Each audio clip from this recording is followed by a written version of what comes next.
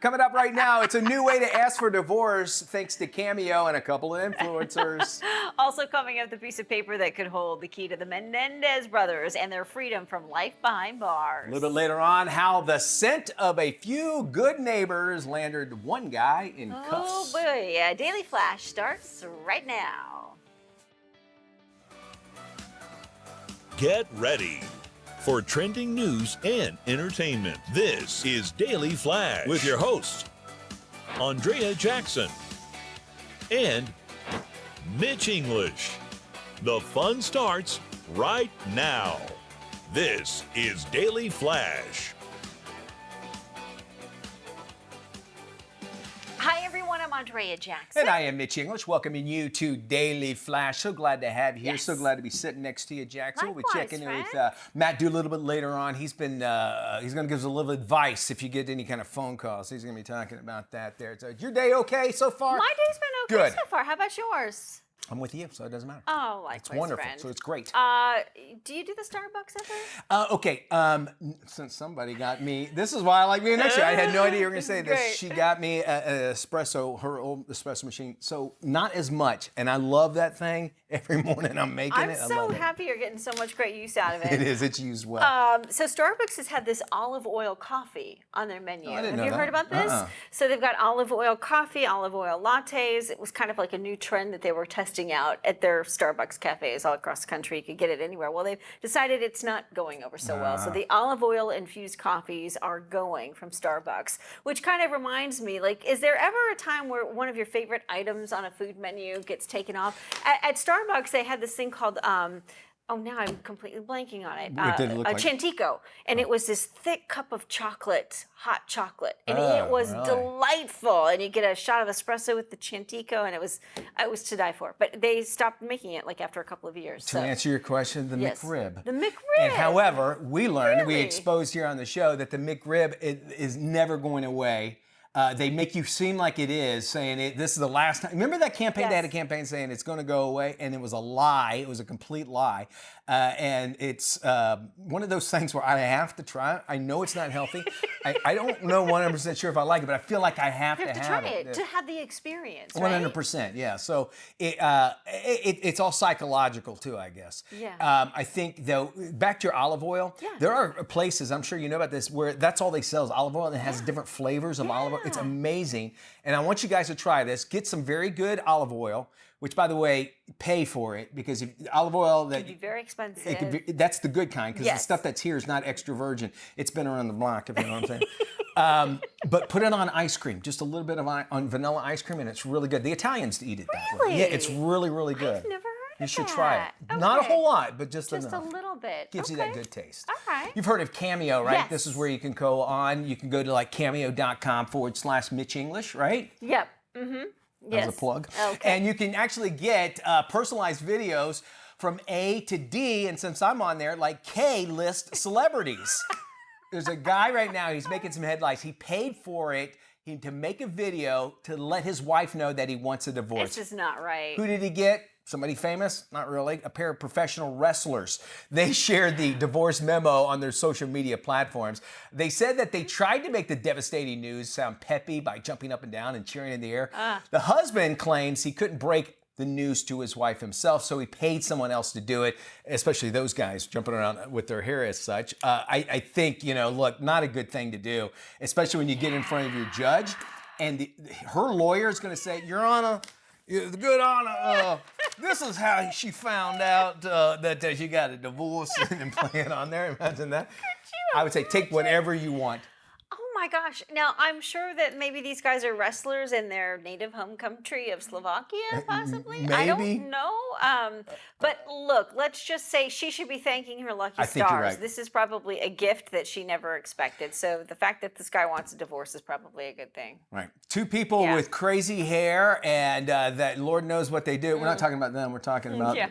The Menendez brothers. Yes, Lyle and Eric Menendez could be set free after spending more than This is 30 years crazy. behind bars for the grisly murders of both parents back in 1989. The LA District Attorney, who is up for re-election, by the way, decided to bring the case before a judge just a few weeks before voters head to the polls. The DA has now recommended that the two convicted killers be eligible for parole following time served. The final decision will be left up to a judge, so it's not yet a done deal. Some family members have come forward asking the court to keep the two siblings behind bars for life. Well, another says she believes their story about sexual abuse and provided a letter to the court from Eric to a cousin suggesting the abuse he was experiencing from his father. Now, if a judge agrees to resentence Eric and Lyle, they both would likely walk out of prison after serving 30 years. And, you know, with these two movies that had come out, one a documentary, or somewhat of a documentary, and the other one a portrayal of what docudrama that happened in there, it kind of obviously brought up. And then, as you said, election is coming. Yeah. Garagos, I think, Mark Garagos is still involved in the this. attorney for the family member who's found this letter. So, yeah, and Yes. this is the same guy that represented Michael Jackson. Yes. So he's trying, you know, everybody's just, it's L.A. Yes. Everybody's trying to get their time. You know who else has their hand in the pot here? Tell me that. Kim Kardashian. Okay, now I would imagine that there was probably a connection there because have been. because of her father. And apparently that they were friendly with O.J. Simpson. Like they knew O.J. Simpson back in the day, the Menendez brothers. Like their family knew him. Yeah, because So- his dad hired O.J. for Hertz commercial. Remember the Hertz? that's Because he used to right. work for Hertz. Yes. And there's a scene in one of the docudramas where he's talking to O.J. O.J., yes. You know, and they knew each other in that case. But, you know, we're talking about lawyers, and we're talking about, you know, of course, Kardashian, and also with O.J. and Robert Shapiro. I don't know if you yep. saw one of those pictures around there as well. So. I have an issue with this because I Me too. understand that you may have suffered abuse. There's no proof of that yet, other than this letter that they've been able to find. But the fact is, you blew both of your parents away. You murdered them in cold blood, and you didn't just shoot them once. You shot them repeatedly, Went back. and then went back, and then finished off the mom, and then after that, you went on a wild shopping spree. And and I have said this all the time, and I know it's ad nauseum me going on, and I just take responsibility. Yes. If they would have said, you know what, we did it, and they didn't do that for a long time, and then they said, well, we did it because of this. Yes. It's like, you know, I've never heard them say, what we did was heinous, and Yes. we murdered them, and we, you know, and what grief that Exactly. outside, like their aunts and uncles are experiencing, took away their brothers. I've never experienced that, and I think that's what the judge should take in consideration, is how much of grief that they can get back, and they can't. And here's the thing, if you want to know, you never get justice in a murder case. There's no such thing as justice in a murder case, so keep that in mind as well. We move on now to Greece, where one man there was given a 1-month prison sentence for sneaking into homes at night and smelling his neighbor's shoes. We're not joking. He's 28 years old. They call him the sniffer. He couldn't explain why he had such a foot fetish. He was put on probation, ordered to seek therapy. One neighbor left his family's shoes outside so that they could air out, and the man found it and started sniffing them. And this wasn't the first time he's actually been caught. In the past 6 months, 3 other incidents reported. Neighbors have asked the man's family to get him some help. Obviously, this is not what you do in normal society. So there is an issue there, and maybe he can get some of that help. Now he's in jail. He can smell all the inmates' shoes if he wants to. There's something mental there. There is. And I'm not saying meant, but something that needs to be diagnosed. For somebody, because I got to tell you, I have a 13-year-old in the house, and You know when he takes off I his know he's shoes. in the house. Yeah.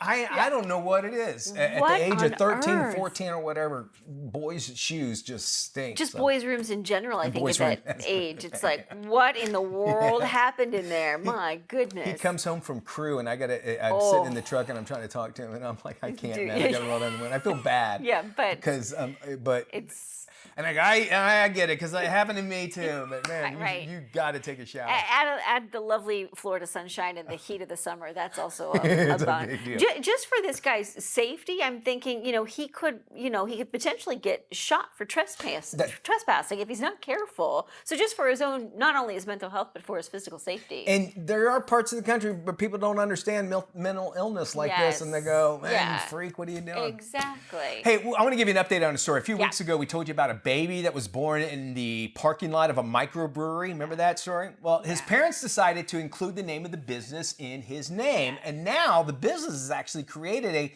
special brew to honor the I newborn. love it. One Well Brewing celebrated the arrival of Forrest Wells, coming up with his very own ale. The beer has been named Special Delivery. Isn't that nice? The brewer's owner joked that it's going to be another 21 years before baby Forrest Wells can actually come in and enjoy a pint. The new One Well promise is that if you have a baby in their parking lot, from now on, the baby gets free beer for life. Not sure if you want to promote that. Once they turn 21. Yeah, once they turn 21, 21 and beyond. I don't know if I'd put that out there. It's like, okay, your water broke? No problem. Let's go down to the brewery really quick. All righty, we're going to have a doctor coming up here talking about a very serious issue here about opioid crisis. And he does this after coming clean about his own experience. Yes, and is it true? Another Stargate? Mitch will explore. Welcome back to Daily Flash. I'm Andrea Jackson. The number of opioid-related deaths began rising in 1999 and has exploded in the past 5 years, to the point where overdoses are now the leading cause of death for those 18 to 45, with 1 million deaths projected in the next decade. Our next guest, Dr. Charles LeBaron, author of the book Greed to Do Good, has a first-person perspective on the opioid crisis, having spent more than 20 years at the CDC and as a physician prescribing opioids as well as receiving opioids himself. Dr. Barron, welcome to Daily Flash. Thank you. Thank you. So you say that the opioid war is self-inflicted and is really war upon ourselves. Give us some insight. Well, I discovered that almost by accident as a patient rather than as a physician. I'd worked as an epidemic control specialist at CDC for 28 years. I'd prescribed opioids in the hot zone of Appalachia.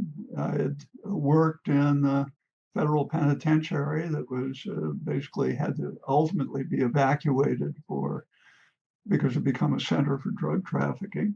However, there's nothing like experiencing really severe pain and then receiving opioids to get an education on what opioids are about. And in my case, I had severe staph meningitis. I had collapsed vertebrae. And then I had disseminated shingles all at once, requiring antibiotics and opioids for pain control. The antibiotics saved my life. The opioids basically saved my mind. And after coming out of that experience, which required months of treatment, both with antibiotics and opioids, I came to the conclusion that I needed to look into the situation a little bit more. I discovered the antibiotics were very easy to obtain to save the life. The opioids have been very difficult to obtain to save my mind. And the thing that I discovered is that actually it was my old agency, CDC, which had initiated controls over receipt of illicit opioids that actually had given rise, as best I could determine, to a epidemic of overdoses from illicit opioids.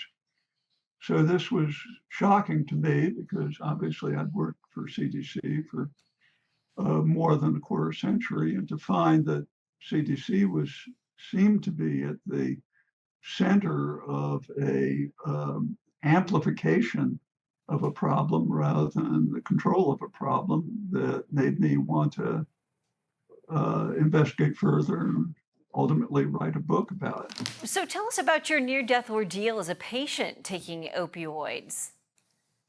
Well, I had really severe pain that went on for months. And when you have collapsed vertebrae, when you have disseminated shingles, every moment seems like it's an eternity. And the only thing that would control that pain were opioids. But it became perfectly apparent as the time went on that there were enormous obstacles to getting adequate opioids. And those arose from guidelines which CDC had implemented, I think in a well-meaning sense, because there's a prescription opioid problem. The effect, however, was to displace people who had legitimate reasons for getting opioids into the illicit market.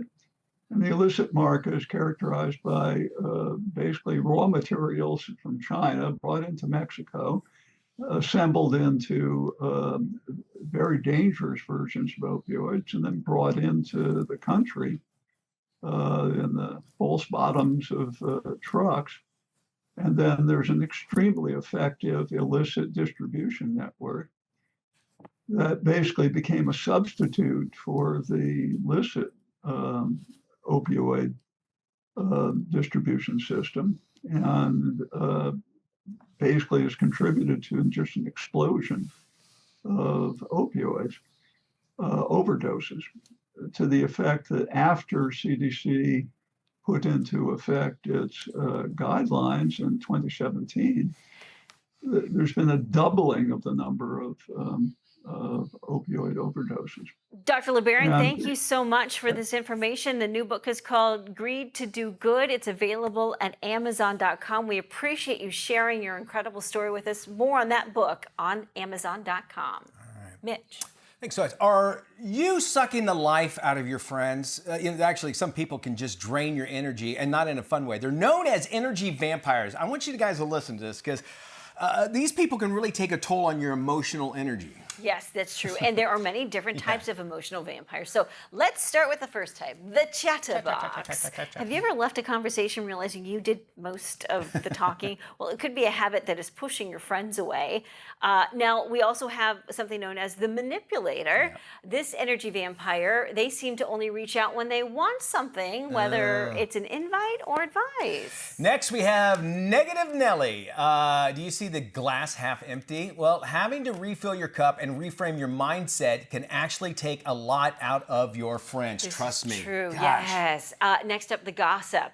Most people love to get together and have a little gab sesh, but when you're gossiping is always about others and judging everyone, it can get exhausting. And finally, the showboat. It's normal to talk about your accomplishments with your friends, but some people have a talent for just turning every conversation around and making it about themselves. Yeah, we know those people, don't we? Finally, we have the eternal victim and the martyr. Is the world against you? Well, if you're always acting like the victim or a martyr, your friends might soon say they've had enough. All right, now, great book it goes all through there, which is How to Win Friends and Influence People, and they talk about all of these. If you have to talk about yourself the entire time, first off, that person does not care about you at all. So ask questions. That's the biggest thing. Red flag. All right, more Flash coming up right after this.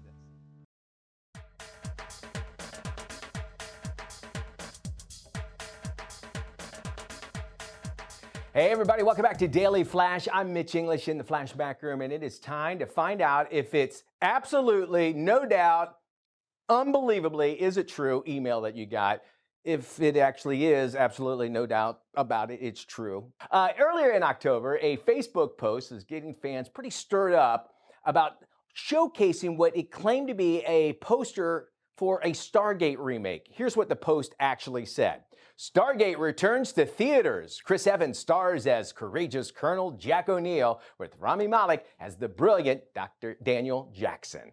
Well, the reboot of the 1994 sci-fi film suggests that Chris Evans would step into the boots of a character that Kurt Russell originally brought to life, and Academy Award winner Rami Malek would be a part of the star-studded lineup. They even attached a poster promoting the release of the Stargate with that Stargate signature portal. So, is Hollywood really ready to open up this gate again? AJ and Matt, what say you? I say no. I'm not buying it. I hope not. I am so against all of these remakes. Yeah. It's like there was that rumor out there they were going to remake Back to the Future for a minute. And I'm like, no, you can't. Yeah. So I'm gonna hopefully say this isn't true.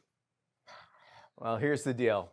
You're right. It ain't happening. Not yet, at least. But I got you're going to find out why exactly people are talking about. The latest Facebook post, it's from some dude called Yoda Bibi Abi, which, this theaters always go to, like, people on Facebook to promote new movies, by the way. I don't know if you knew that. The sad thing is, this is not even an original idea. Back in February, entertainment outlet The Direct fueled the remake chatter by featuring another poster, this one teasing a version of Stargate supposedly starring Chris Evans and and Rami Malek with a June release date. But here's the kicker. Neither Evans nor Malek list Stargate on their upcoming projects on IMDb. And you can't blame the fans, though. Rumors about a Stargate revival have actually been simmering for years, and they picked up some steam on YouTube back in 2014 when MGM's chairman said that his production studio was teaming up with Warner Brothers and the original Stargate director, Roland Emmerich, to reboot the movie as a trilogy. However, a couple years past, 2016, the original film's writer and producer Dean Devlin told Empire magazine that the plans for that remake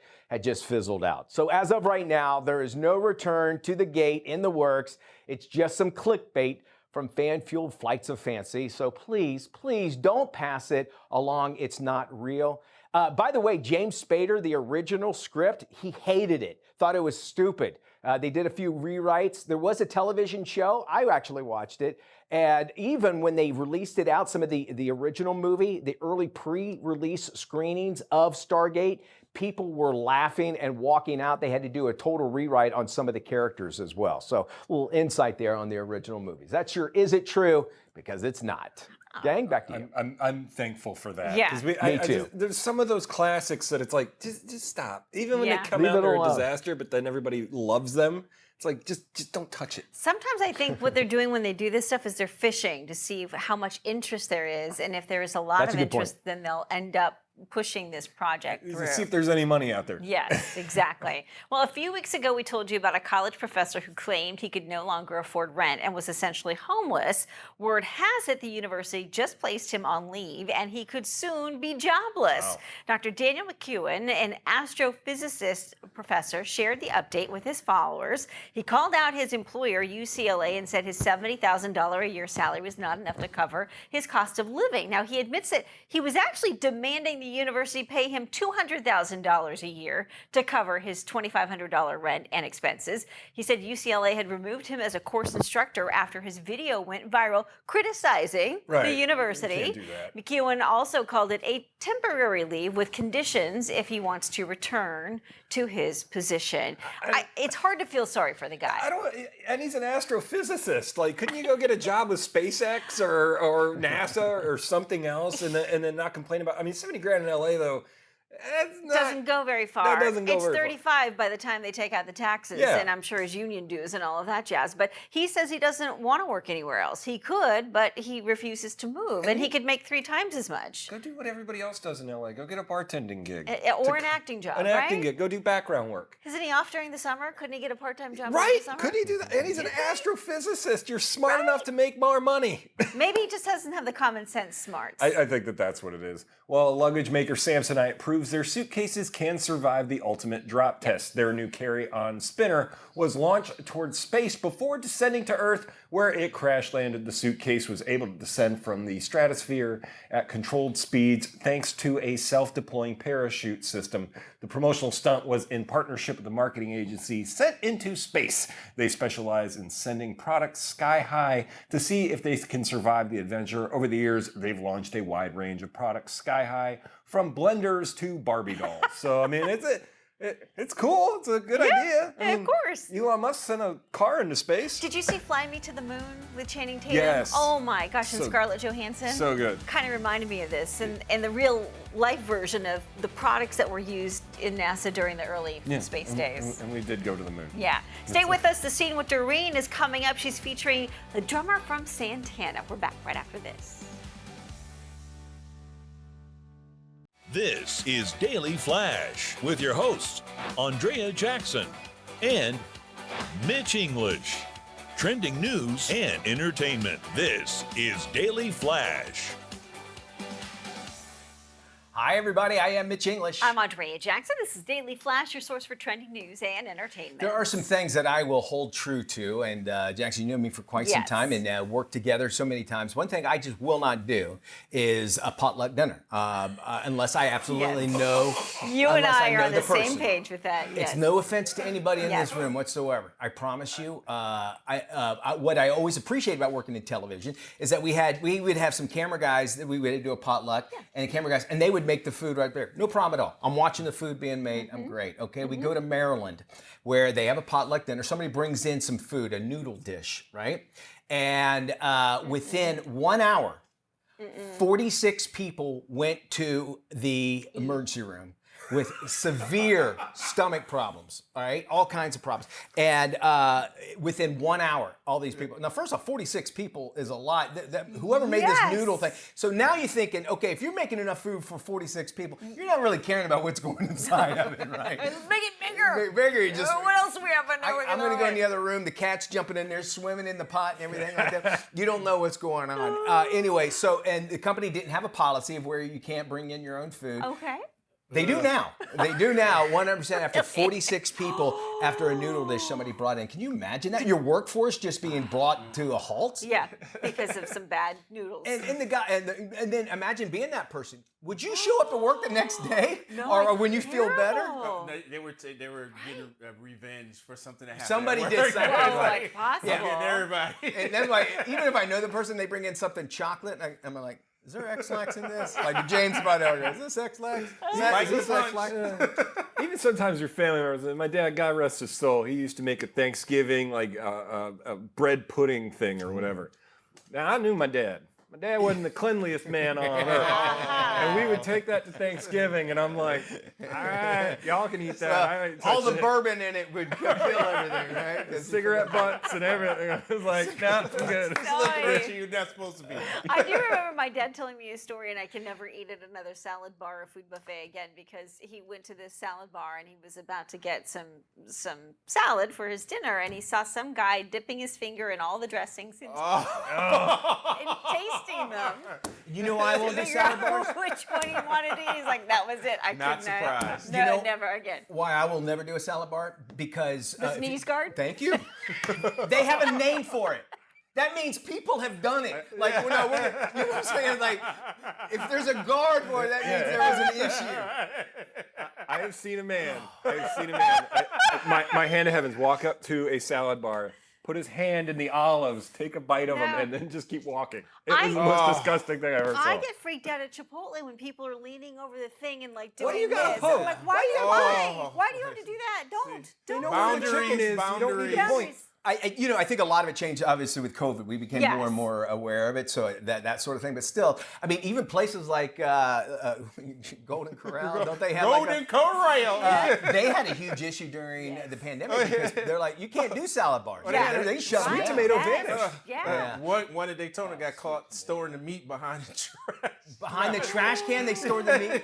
See, well, I'll never eat it again. There you Wow. go. All right, Yeah, moving so there forward. you go. Cameo is an online platform where you can purchase personalized videos from an A to D-list celebrities. Mitch English, look for him. Now, one guy's making D-list. headlines after he paid for a video to let his wife know he wants a divorce. Yeah. Wow. The pair of professional wrestlers shared the divorce memo on their social media platforms. They said they tried to make the devastating news sound peppy by jumping up and down in the air and cheering, because that Yeah, of course that's what you wanna helps hear, with the right. divorce.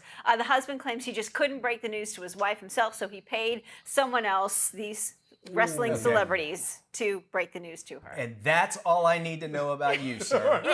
If you Right? can't do one of the hardest things, and it is extremely hard to do that, but to go hire two dudes with those haircuts to tell Yeah. you you're getting a divorce, she had to know though, right? I would hope so, because if this is the way he tells her he wants a divorce, that's a bigger issue than anything she's probably done. Oh wow. Yeah. At least hire Jason Alexander or Get somebody. somebody, Get spend the somebody money on it. legit. Right. We're talking about Financially Speaking, Fund and Grow. You're going to be using credit cards to get your small business going. It's going to make a lot of sense to you when we return.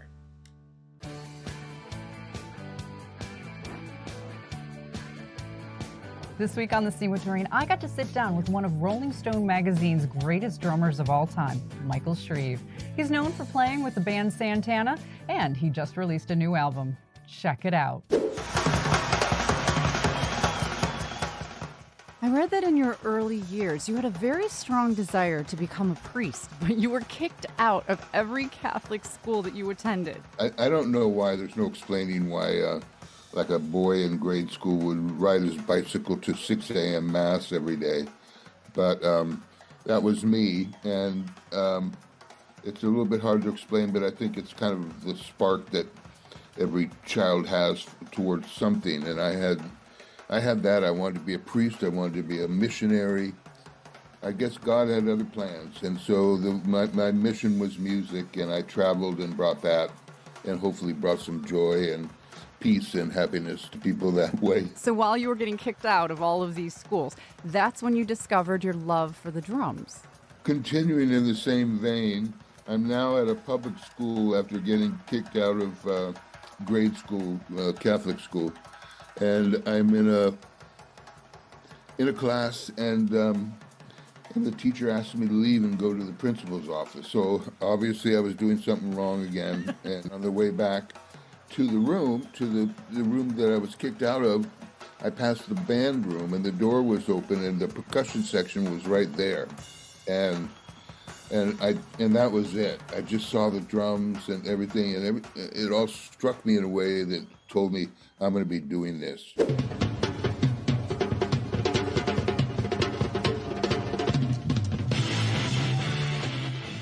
You've really become known for your electrifying drum solo with Santana at Woodstock in 1969. That was right out of the gate for you in your career. With over 50 years of working on amazing musical projects, do you ever feel that incredible body of work is overshadowed by that one performance?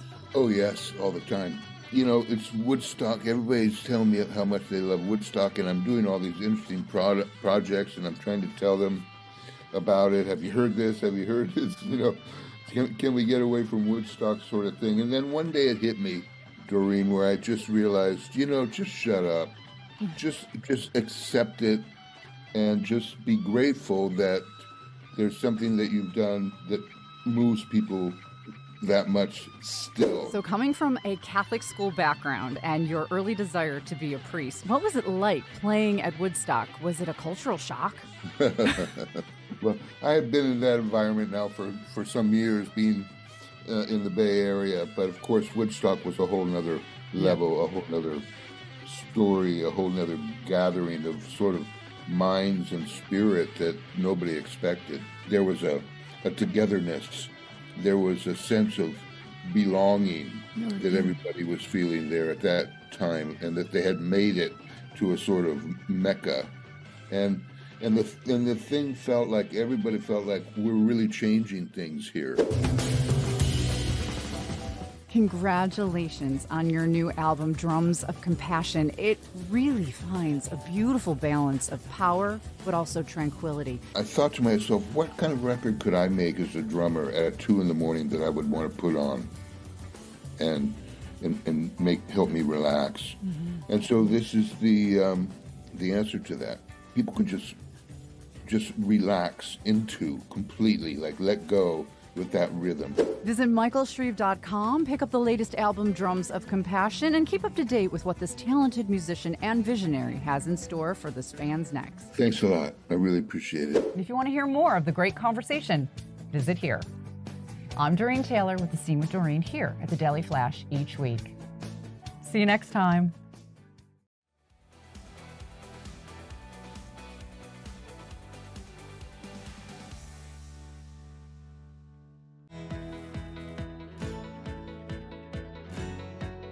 Hey, welcome back to Daily Flash. I'm Mitch English. A little financially speaking, if you will. Can small business owners use business credit cards for funding their company? Well, we got the answer for you. It's Amanda Webster. She's the COO of Fund and Grow. Amanda, hello. I'm an owner of a small business, so there are some great things I can learn here, but there's some lesser known ways that business owners can actually use business credit cards beyond traditional purchases. Am I correct on this? Absolutely. Business credit is so versatile in all the things it can do. I actually could surprise you and tell you there's actually no limit that you can do with business credit. So you can purchase anything. It just might mean there's an extra step sometimes. Like if you're trying to purchase something and they don't have a merchant account to like swipe the business credit card, there's always a way. And as long as it's a business expense, the sky's the limit. Okay, well, you mentioned that. Clothes. I want to get my new suit. I'm going to put it on this so I look great when I go out and do sort of things. Are we talking about that? Or are we talking about, hey, I might need something attached to my car that I'm going to use to haul things around? Where is that? Is that different for every type of business? Yeah, so it's a business use case. So, I wouldn't say everybody could go out and buy a boat with business credit, but if you're a fisherman, Okay. technically that's a business use case. You could buy a whole vehicle if you need a truck to work out of, if that's your business. So it is dependent on what your use case is. And that's when I guess we have to talk about the IRS looking at that sort of thing. Is that correct? Is that something that if you can honestly tell the IRS that you can use it, is that some of the things you have to vet through in order you should do before you actually purchase something like that?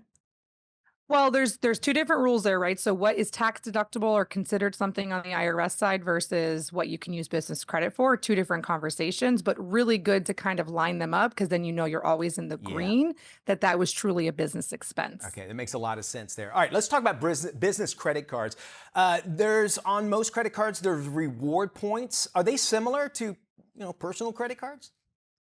I would actually say they're better. So you're going to have the ability to earn them at a higher rate depending on which, lender you have, and you can combine them. So if you have like two different accounts, one personal, one business, but the same lender, you can actually combine those points and earn them faster by using business. And that's a huge thing you can do in business credit is earn those points or even just get cash back checks to your business. Oh, I love that idea. All right, and are there maybe specific restrictions on a business credit card that business owners should actually be aware of? Well, you can never pay yourself. Even if you have two businesses, you should never be paying yourself from one to the other. I don't care if you have a merchant account. That actually violates Visa and MasterCard agreements. So you definitely want to make sure you're doing kind of B2B purchases and that they're for your business. That's the main restriction I would look at. And you also can't use it for things like crypto and that type of world. You'll get shut down for those things. Yeah, they're really scrutinizing those sort of things. And when you say that, so are you saying don't pay yourself out of the credit card, correct? Is that what you're saying? Correct. Okay, makes sense. Yes. All right. How can a business credit card actually maybe even improve your company's credit score over time so that maybe you can even get more money loaned to you? Yeah. So the biggest thing you want to get to is non-recourse commercial lending. And the way to get there is building your business credit through vendor trade lines, business credit cards, business loans. All of those things go together, similar to your personal credit, except you're building this profile on the EIN side, and all of it will start unlocking different tiers of lending as you grow. And it's an amazing thing you can unlock. I mean, we purchased our building on non-recourse commercial credit by using this type of funding. Wow. Well, then if you're talking about large transactions like real estate, what should those business owners keep in mind if they are going to do that? So for real estate, you can definitely use it for all different things, for paying for renovations, for actually paying down payments on properties that you're investing in.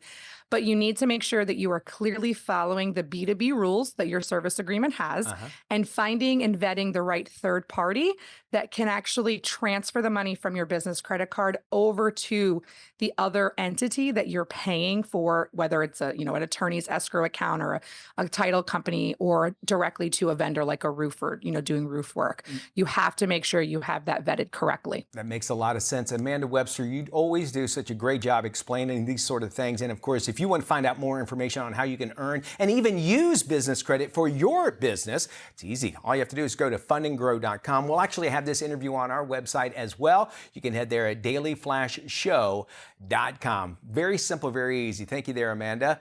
Jackson, what do you got for us? Mitch, thank you. Well, a mother of 5 has shared her family's shocking approach to getting their daily dose of calcium. Okay. 31-year-old Divinity Butts. Wait, what? That's not her name. Come on. I don't know. I forgot to double check All this right, one. we'll say it is.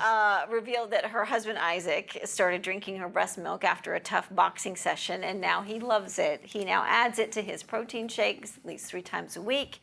The family also uses it for milk baths and to make butter for their toast. Oh, man. Despite the online criticism, dude. Divinity encourages others to explore all of its uses. I cannot confirm or deny that the story is true. Okay, so we'll leave it at that. Yes. It is, listen, hey, that's how the body is made for that, so sort of thing. So I'm all for it. And if you breastfeed your kids, that's totally fine. I'm all for it, by all means.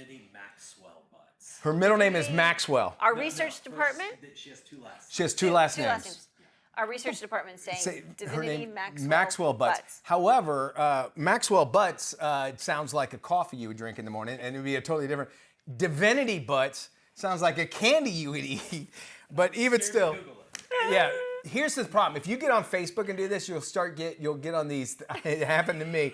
I all of a sudden I go, why are so many breastfeeding things coming? Because apparently we talk about it. It's probably going to do it now. And it's picked up on your phone and it's now filling your feed. I'll take this back to pets. Okay, Yes. you can love your pet. You just can't love your your pet. pet. You can have breast milk. You can't do it with butter.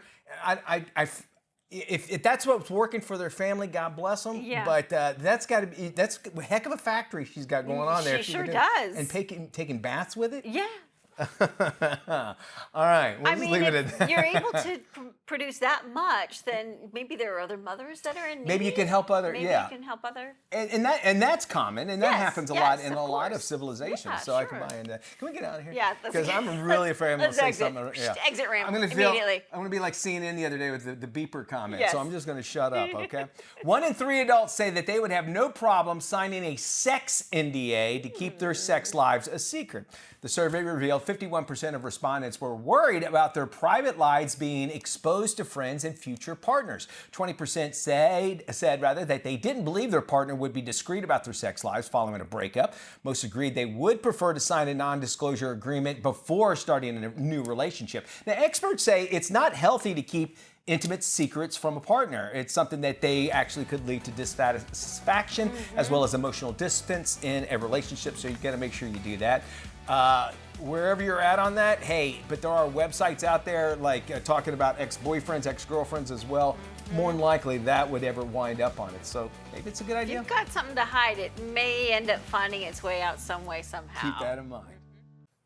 Hey everybody, welcome back to Daily Flash. It's of course our Wow Wednesday, crazy stuff happening in our lives. So you guys know I'm a big Howard Stern fan. We sit here and say Baba Booey all the time. What happened to Howard? I'm sorry. Well, It got old. I'm sorry. It got old. Sorry. It's in the We're gonna 70s. get so much hate mail now for us saying that. Sorry. But they That's me. They did a bit the other day, and I've kind of had to deal with this where they had a fake Liam Neeson prank one of his producers and try to ask for money about fueling his helicopter out of Australia on one of their on one of the producers' like older mothers. Okay. And it's a big problem out there because she like really believed it was Liam Neeson calling her after she had met him in a bar 30 years ago to ask for helicopter fuel to get out of Australia. How crazy is it? Oh, basically, kind of going off of like calling your grandma and bumming off money. But pranking them and everything. But pranking it happens so much where these fake celebrities or fake people buy into it. Yeah. They find these widows and everything. So it's like it was almost like a public service thing out there. I was like, Mom. Like my mom had an incident one time where this guy was like gonna send a private jet down here from New York to take her up, and it was after my dad passed, and I was like, Mom, and you hate to break their fuel of that, but it's such a problem out there with all these scammers and Well, AI I think is also Yes. causing a huge thing. So if your best advice, coming from me, a tech expert. Is that if you get a phone call number, you don't know the number, don't answer it. No. A lot of times because the scam now, they're saying that they can record your voice and then take that voice, turn it into something, then call your mom using your own voice. And not only that, if they don't do that, they also take like, okay, this is an active phone number. Somebody will answer. Now you're on a list. So, and I think that's, if you call me and I don't know your number, I'm sorry, And leave a message, I'll pick up. They pry through these people's social media so they can see There's they're another recently thing, right? widowed. Yeah. They can take pictures. They can see pictures of stuff and then relate. And stuff. AI can do all AI can do it. And well, the guy they played the AI voice of the fake Liam Neeson that was calling her from Australia, and it was. You can't tell the difference. No, but Yeah. there were like little hiccups there in the voice, and you're like, that's not Liam Neeson. Come on. But eventually it will be though. Well, it could be, yeah. So keep that in mind too. Anyway, we don't mean to scare you. We want you to have a fantastic day. And if you get a phone call from me, it is probably really me. And I is need him. you to bail me out of jail. Yeah. Well, you know that call's coming from me. Indeed. All right. Check out our website. Anything you see on the show, you can see again. It's dailyflashshow.com. We'd love for you to stop by. Thank you so much for joining us today. Y'all take care. We'll see you when we look at Be you. good. Bye-bye. Be safe.